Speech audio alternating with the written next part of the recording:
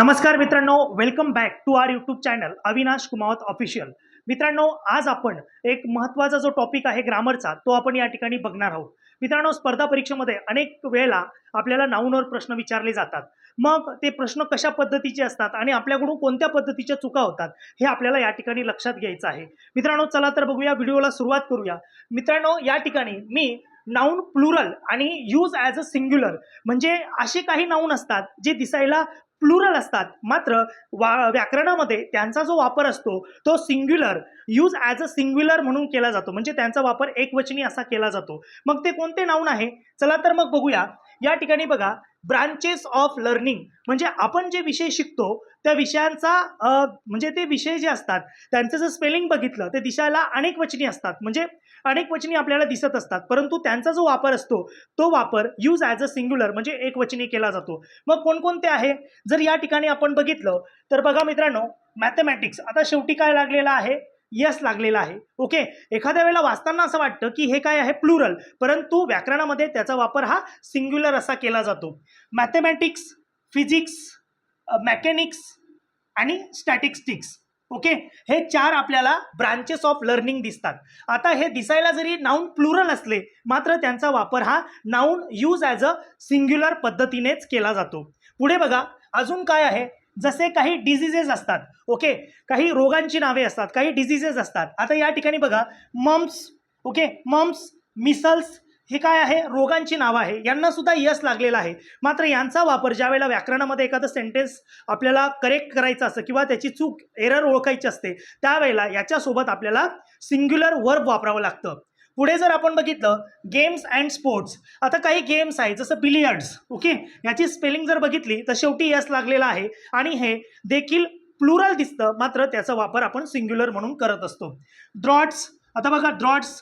त्याच्यानंतर जिम्नॅस्टिक्स, यांना यस लागलेला आहे. ओके, नंतर पुढे बघा, न्यूज. असे काही शब्द आहेत जसं न्यूज, समन्स, इनिंग्स आणि वेजेस.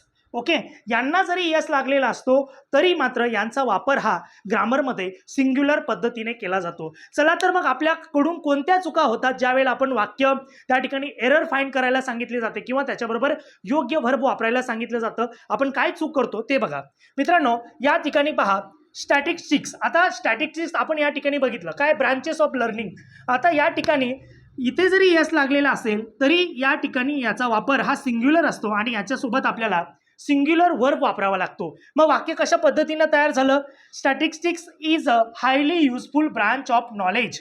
ओके, याच्यासोबत आपण सिंग्युलर वर्ब वापरला, हे वाक्य आपलं काय झालं, करेक्ट झालं, बरोबर झालं. नंतर बघा, मिसल्स. आता मिसलचा वापर सुद्धा हा काय आहे, ते दिसायला प्लुरल असलं तरी त्याचा वापर सिंग्युलर असतो, मिसल्स. मग या ठिकाणी हॅज येईल, काय येईल या ठिकाणी, हॅज. बऱ्याच वेळेला आपल्याकडून चूक होते आणि आपण त्या ठिकाणी हॅव वापरतो, तर हे चुकीचं आहे. आपण त्या ठिकाणी काय वापरलं पाहिजे, हॅज वापरलं पाहिजे.